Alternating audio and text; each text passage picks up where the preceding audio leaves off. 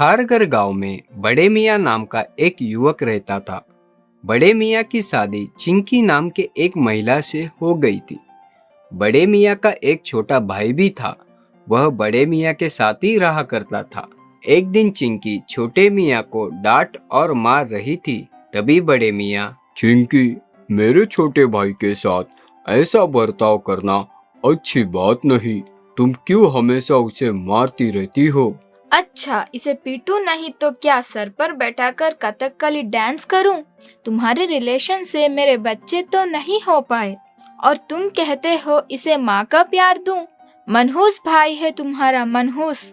यह सब सुनकर बड़े मियाँ बहुत दुखी हो गया। अगले दिन बड़े मियाँ मोटरसाइकिल से काम पर जा रहा था।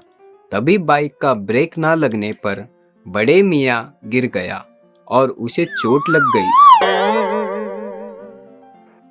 सभी गांव वाले बड़े मियाँ को उठाकर घर ले आए और उसे पलंग पर छोड़कर चले गए। तभी बड़े मियाँ की पत्नी, क्यों जी, काम पर जा रहे थे ना तुम? तो ये सब कैसे हुआ? बाइक का ब्रेक फेल हो गया और मैं गिर गया। वो सब ठीक है, अभी 2-3 दिन काम पर जाकर पैसे कौन कमाएगा? यह तुम कैसी बात कर रही हो? मुझे मार लगी है और तुम पैसों के बारे में सोच रही हो? वो सब मुझे नहीं पता। तुम्हारे बदले अब तुम्हारा भाई काम पर जाएगा। अरे नहीं नहीं, उसे मत भेजो काम पर। तुम चुप रहो जी। छोटे मियाँ, अब तुम घर के बाहर जाओ और कुछ काम करके पैसे कमा के लाओ।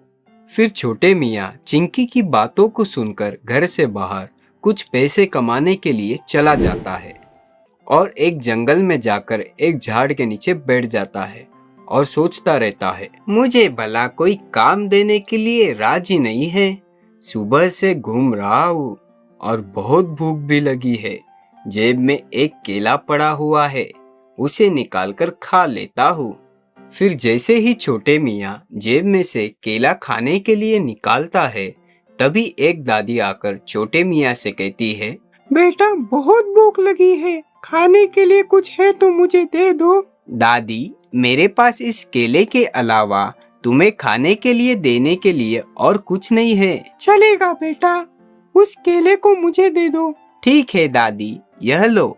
उस केले को खाकर दादी, बेटा तुम्हारी जो भी तकलीफ है वह अब दूर हो जाएगी। तुम्हें रास्ते में जाते समय एक गड्ढा दिखेगा। उस गड्ढे में जैसे ही तुम उतरोगे तो एक इच्छाधारी नागिन प्रकट होगी। तुम उसे अपनी तकलीफें बता देना। ऐसा कहकर दादी वहाँ से चली गई। फिर छोटे मियाँ उस गड्ढे के पास चले गया और उसके अंदर कूद गया।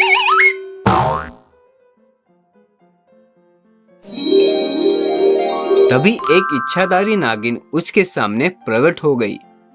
प्रणाम इच्छाधारी नागिन जी, मेरा नाम है छोटे मियाँ। मुझे कुछ काम की तलाश है जिसे मैं कर कर कुछ पैसे कमा सकूं।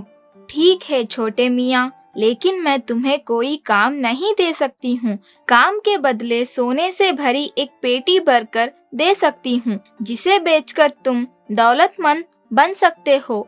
नागिन जी, मुझे बहुत सारे सोने के सिक्के नहीं चाहिए, सिर्फ 2-4 दे दो। ठीक है, ये लो।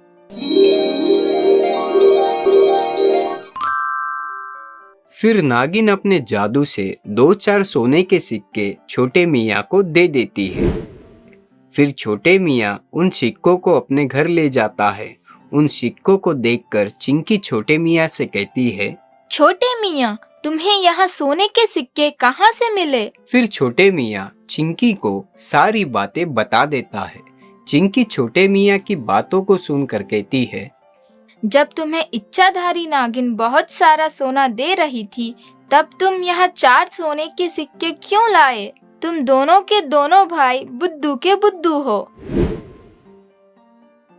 ऐसा कहकर चिंकी खुद उस गड्ढे के पास जाकर कूद जाती है। तभी इच्छाधारी नागिन चिंकी से कहती है, चिंकी, तुमने यहाँ आकर अच्छा नहीं किया। अब मैं तुम्हें मार डालूंगी।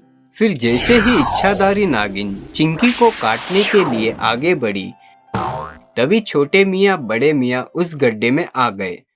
रुक जाओ इच्छाधारी नागिन जी, मेरी भाभी को माफ कर दो। ठीक है छोटे मियाँ, तुम कहते हो तो मैं इसे छोड़ देती हूँ। ऐसा कहकर इच्छाधारी नागिन चिंकी को छोड़ देती है। तभी से चिंकी सुधर कर अच्छे से छोटे मियाँ बड़े मियाँ का ध्यान रखती है।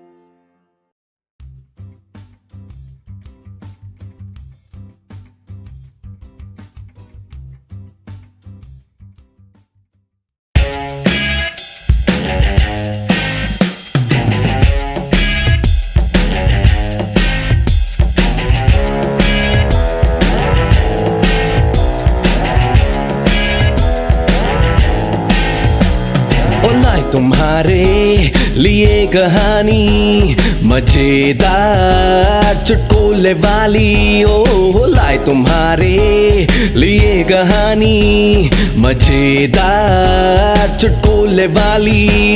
देखो इनकी दोस्ती यारी, ये दोनों एक दूज पे भारी, ओ लाए तुम्हारे लिए कहानी मजेदार चुटकुले वाली। डुम डुम डुम डम डम डरम डरम। कभी पहाड़ों ऊपर ये जाए, कभी आसमानों में घूम आए, कभी जंगल और धूम मचाए, कभी एक दूजे के काम आए। हो लाए तुम्हारे लिए कहानी मजेदार चुटकुले वाली, ओ लाए तुम्हारे लिए कहानी मजेदार चुटकुले वाली, ओ